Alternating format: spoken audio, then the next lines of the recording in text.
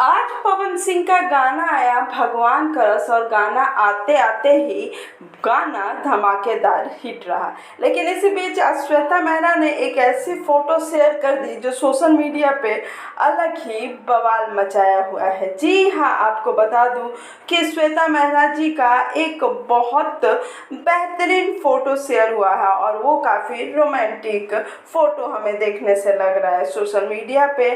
श्वेता मेहरा जी का इससे पहले भी बहुत सारे फ़ोटो आए हैं, लेकिन इस फ़ोटो में क्या खास है मैं आपको आगे बताने वाली हूँ। जी हाँ, ये फ़ोटो उन्होंने शूट किया है पवन सिंह के साथ। हाल ही में उन्होंने पवन सिंह के साथ कई शूटिंग किए हैं, लेकिन अब पवन सिंह की टीम समझ चुकी है कि किसी के साथ पवन सिंह की फ़ोटो पहले ही रिवील नहीं करना है, क्योंकि अगर गाना लेट होने में आने में होता है तो फैंस काफ़ी ज़्यादा नाराज़ हो जाते हैं।